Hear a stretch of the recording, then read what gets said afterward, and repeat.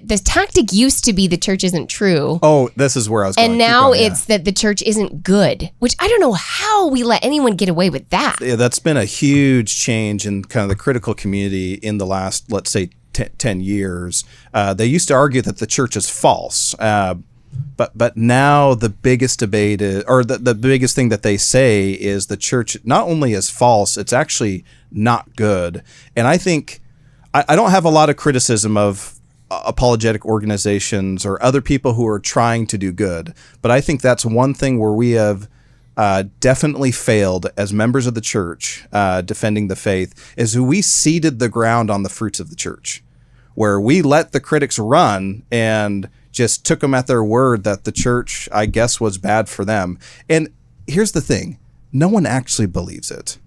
No one actually believes that the church is like an evil, abusive, terrible place, but we've like let critics run roughshot on this narrative, and it's just categorically false. Nobody within our church believes it, right? But I'd say that middle third has been affected. Correct. Yeah. Okay. Yeah. A third. Okay. Oh, geez. Can't keep quiet when you start a riot. Okay, interesting. What is the most common manipulation tactic and or logical fallacy that you feel is used against us by those that hate us most? For those who hate us, I think that is their number one technique, because they don't have evidence, so they have to appeal to emotion. And it has this subtle influence on you. Got our scripture notes up and running.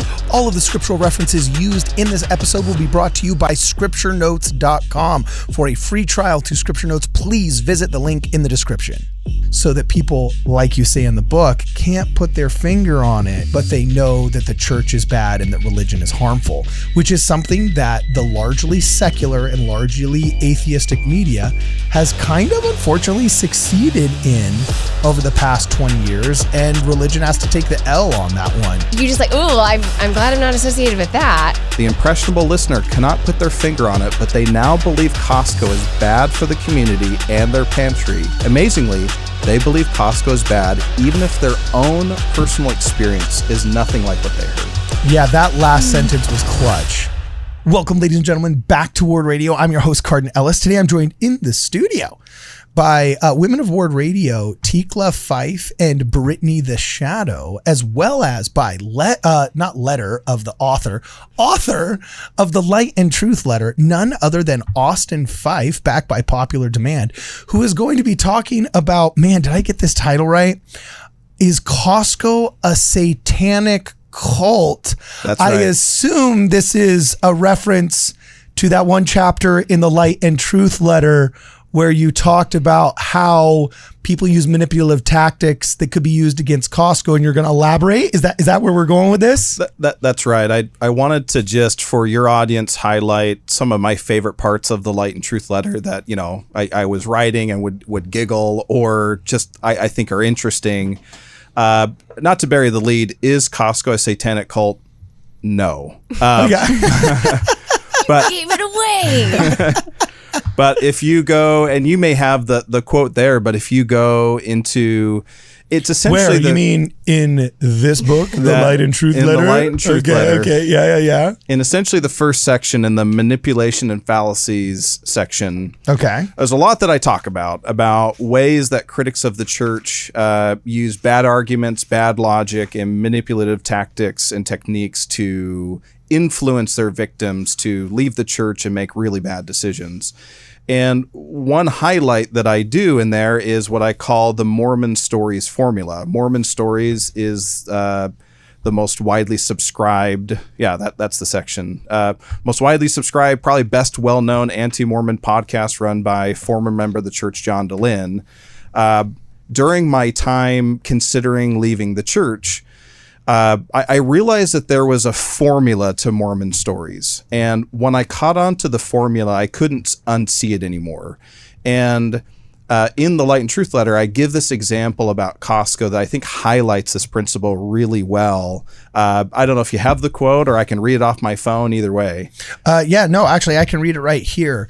You said, do you want me to just read the whole paragraph? I'm happy to read it for you. Here, go for it. You go for it.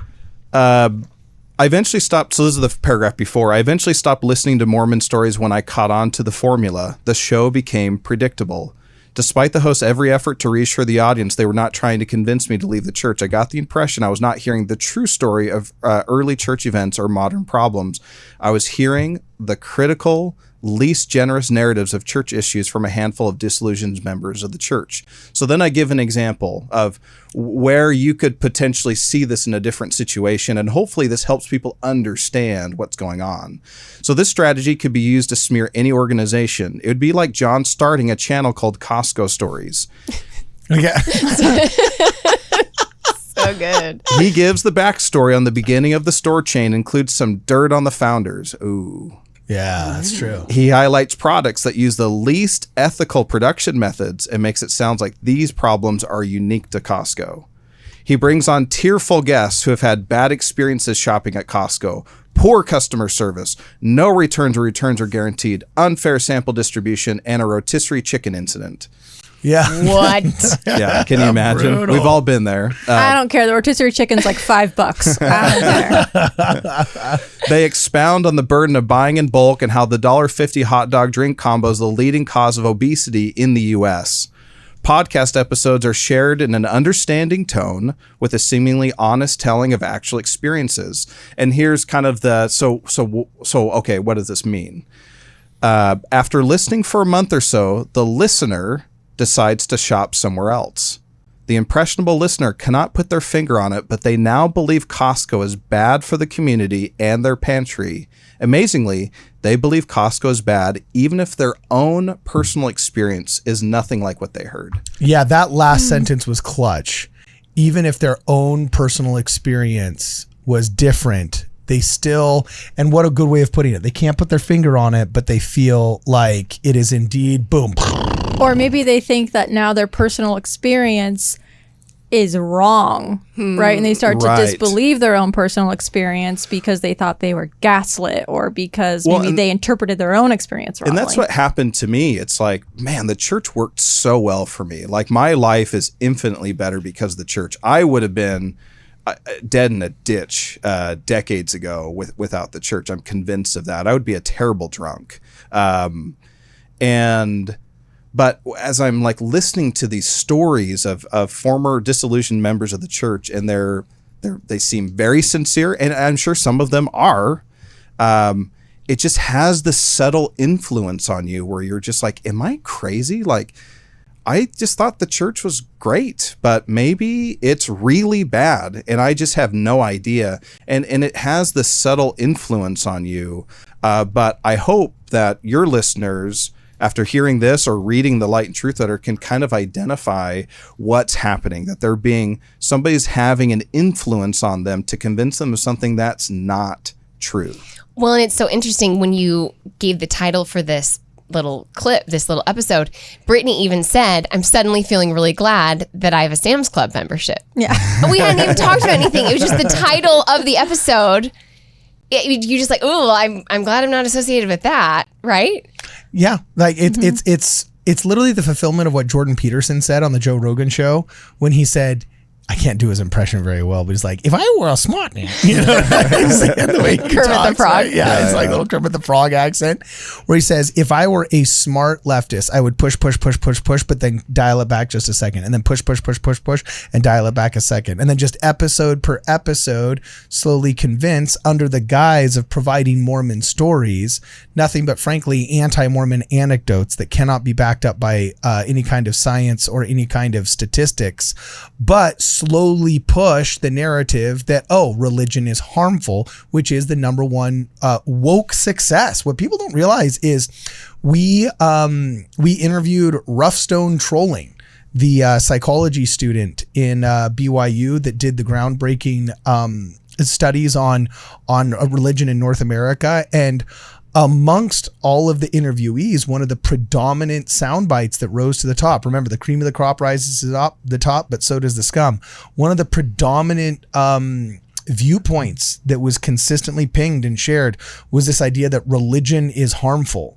Right. Because if all you ever do is share these like horrible anecdotes that are somebody's personal story, so we don't want to, we don't think necessarily you're a liar, and we understand, like any good system, that there can be bad apples. So you Right. want to validate the experience, and you want to help potentially remedy it, actually, so it doesn't help again elsewhere. But that's not the point of sharing the story.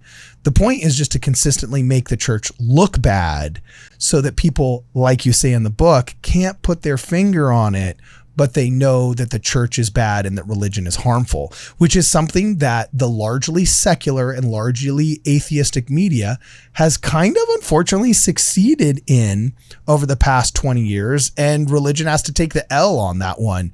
But now hopefully we're fighting back and reversing that tide. And all of these failures of atheism and anti-religiosity are now getting exposed as well. But dude, you bring up a good example here. And I'll tell you right now, I don't even want to shop at Costco, knowing that this was a logical fallacy. For legal purposes, we love Costco. Not a sponsor, or not an anti-sponsor either. We're not paid by Walmart or something like that. Yeah, and to lean more into what you were saying. Shoot, I lost my train of thought. Costco, rotisserie chickens, $1.50 hot dog, $1.50 hot dogs. Oh, and also just the tactic used to be the church isn't true. Oh, this is where I was going. And now it's that the church isn't good, which I don't know how we let anyone get away with that. Yeah, that's been a huge change in kind of the critical community in the last, let's say, 10 years. They used to argue that the church is false. But now the biggest debate is, or the biggest thing that they say is the church not only is false, it's actually not good. And I think I don't have a lot of criticism of apologetic organizations or other people who are trying to do good. But I think that's one thing where we have definitely failed as members of the church defending the faith, is we seeded the ground on the fruits of the church, where we let the critics run and just took them at their word that the church, I guess, was bad for them. And here's the thing. No one actually believes it. No one actually believes that the church is like an evil, abusive, terrible place. But we've like let critics run roughshot on this narrative, and it's just categorically false. Nobody within our church believes it. Right. But I'd say Right. that middle third has been affected. Correct. Yeah. Okay. Yeah. A third. Okay. Oh, jeez. I didn't say anything. I just said a third. I thought it was interesting. I'm just asking questions here, So just a couple of things that I thought is, first off, give yourself more credit. I think you'd actually be very nice drunk. Okay. So, Tikla's laughing a little bit too hard. You know what I'm saying? That's funny. She's like, but the second off is, what is the name? See, I love how you kind of gave the more erudite technical terminology for what we all intuitively knew was going on here. What do you call? I call it the latest piece of spaghetti. Here in Hollywood, when you're producing movies, I have friends that are studio executives, and they jokingly say you throw spaghetti up against a wall and whatever sticks you keep. So we'll make 12 pilots any given season for any given TV show. We'll film the first 1, 2, maybe 3 episodes, and then we'll throw them out there. And whichever ones get all the clicks and the views and manage to take off on Netflix, well, they'll get a second season. They'll get episodes 5, 6, and 7. But all the others just, they're in the dustbin of Hollywood history, and it's a credit that you have on your IMDb profile, but then they go nowhere, right? So you throw the spaghetti against the wall and you see what sticks. I feel like for the past 20 years, online internet anti-Mormonism, especially from the ex-Mormon atheistic angle, has been throwing just all the sound bites that you can, just gish galloping against the wall, every wild, heinous accusation, with a preference for the accusations that have worked against other churches. Right. We haven't had a big problem with, widespread sex abuse scandals like the Spotlight incident in Boston with the Catholic Church, or in Los Angeles with the Catholic Church.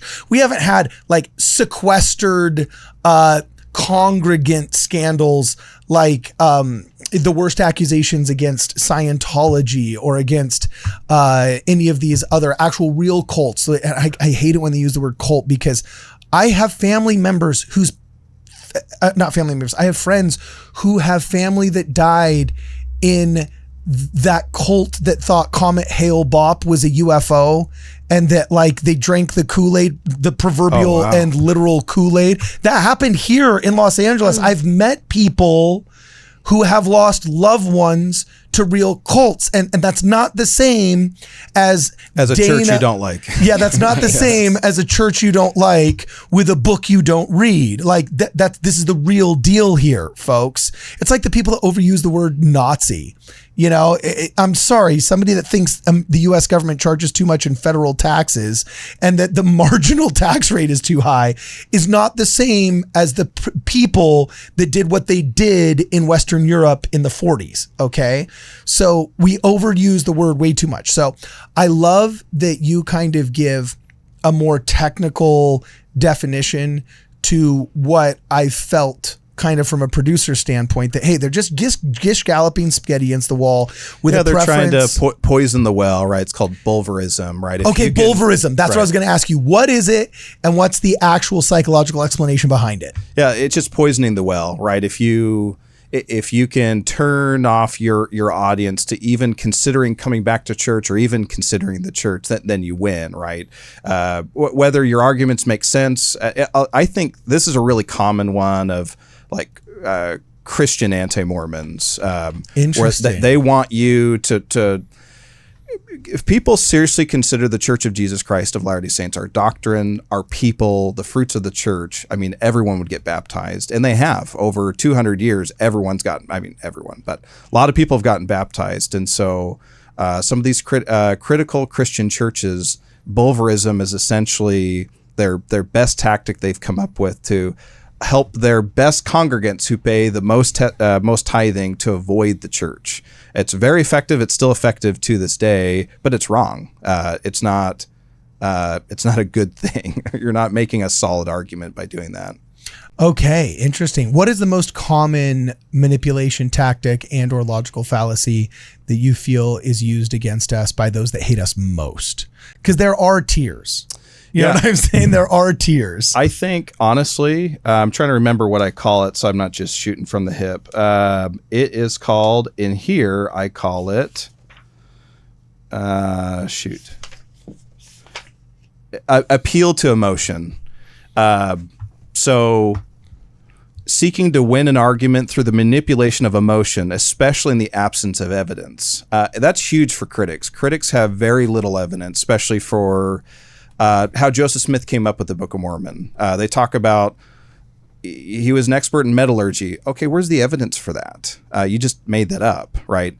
Or the evidence that the church is a evil, abusive organization. Where is the evidence for that? So when you don't have evidence, if you can appeal to emotion by saying things like, the Mormon church is a bigoted cult, that's one of the examples I give, or it hates the LGBTQ community and it destroys people's lives, right? If you say something really inflammatory with big language, it scares people off. And I say why it's wrong.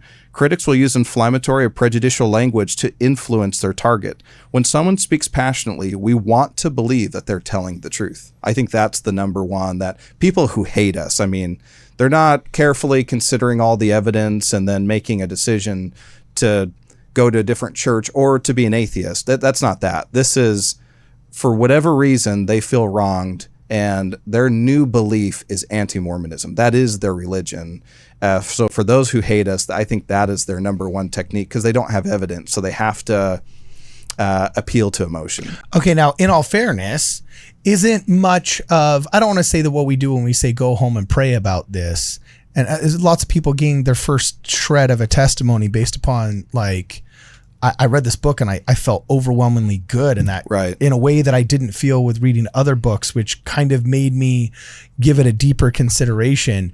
On a minor level, isn't that kind of an appeal to emotion?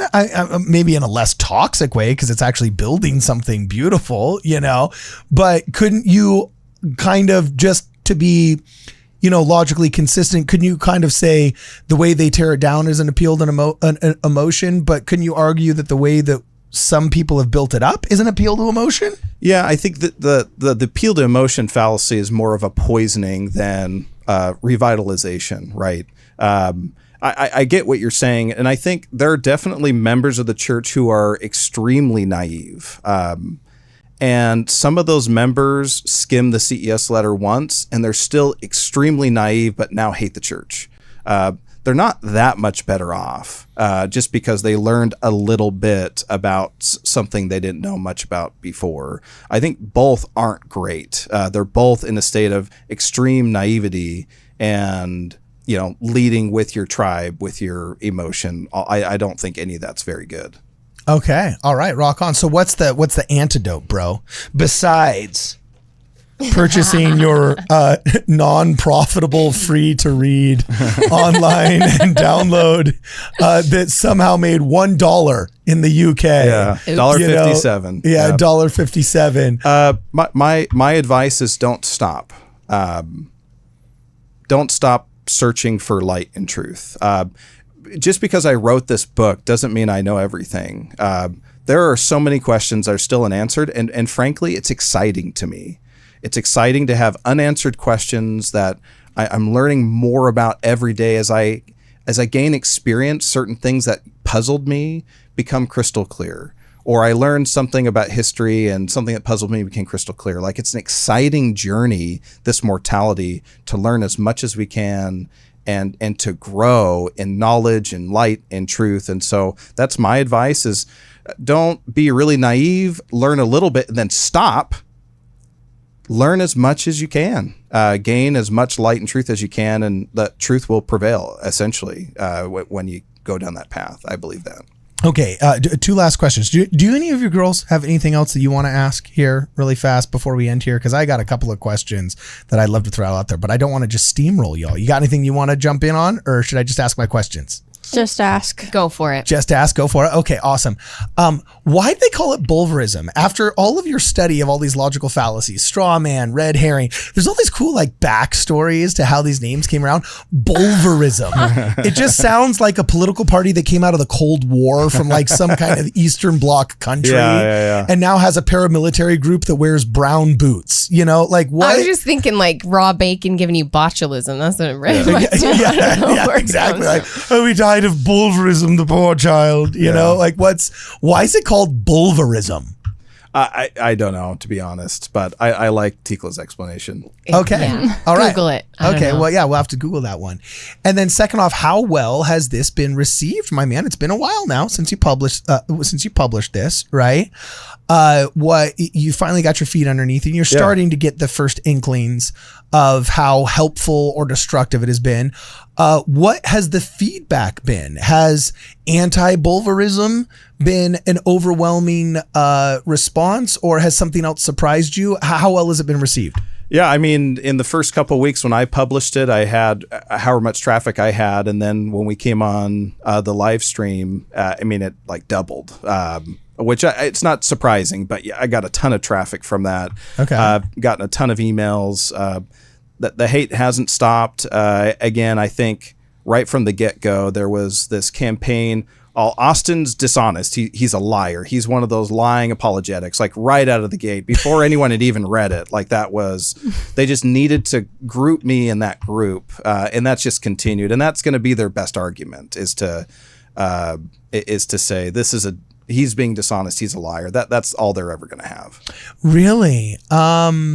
And they probably didn't even get to the table of contents yet. Yeah. Before they started calling you that. Well, there was one guy who, he was like, I read every word and all the editions that have ever been. Yeah. I was like, this was published 2 hours ago. I said, I read this and the first edition. I said, this is the only this edition. came out 3 days ago. What first edition? Sorry, man. Yeah. Oh, that is so pathetic. All right. Awesome. Well, guys, first off, thank you, Austin, for hanging out, coming back in with us. This is awesome. I'm so glad to see that this is doing good, that it's kind of reversing a negative trend and just helping people out that need it and are open to better information, shall we say. Let us know what you guys think in the comments below. Do you have any questions for Austin? He's going to be hanging out in the comments, kind of maybe answering a couple of questions here or there. We got to get you your own section on the Discord, bro. Ooh. Oh, Oh, that would be really cool. I did sign up. I'm the Light and Truth Letter on the Discord. Oh, bro, we're gonna have to get you your own part in the Discord. That Okay. would be super cool right there. Yeah, I'm down. Yeah, okay, awesome. So anyway, let us know what you guys think in the comments below. We're going to be responding as best we can to the comments on this video. So will Austin from Light and Truth Letter. And also, check out our Discord. If you guys are unfamiliar with our Discord, please make sure that you go to wardradio.com. There's a link to our Discord in the top of the menu there, and maybe you'll find Austin and I there. If you can support us by, getting a shirt or a hat or something like that while you're there as well, we won't hold it against you. We're grateful for your contributions. Other than that, for this and more, please make sure you check us out at wardradio.com. Can't keep quiet when you start a riot. Hey guys, thanks for watching the video. We assume if you made it this far that you liked our content, so please make sure you like this video and you share it with your friends. Now, in order to keep this content flowing freely, we need your help. If you're a person of means, please check us out on Venmo, the Cash App, or Zelle and consider a direct contribution to the channel. Or you could always go to wardradio.com and sign up for our newsletter there and receive all of our latest Ward Radio news articles directly to your inbox. And while you're there, maybe consider purchasing some merch. We have some really cool hats, some really cool shirts, so you can strut your stuff and support the channel that way. Or if you're a kind of person that wants to just help out with some of the equipment in the studio, we have an Amazon wish list linked in the description as well. And don't forget scripturenotes.com. You have to read your scriptures daily, and scripturenotes.com is frankly the coolest way to study your scriptures, and they're a very generous sponsor of this channel. So please consider a free trial with scripturenotes.com. The link to Scripture Notes will also be in the description of this video. Either way, whether you're pressing this little button right here to subscribe to our channel and share it with your friends, or whether you are actually hitting this button right here just to watch another video, we look forward to seeing you in the next program.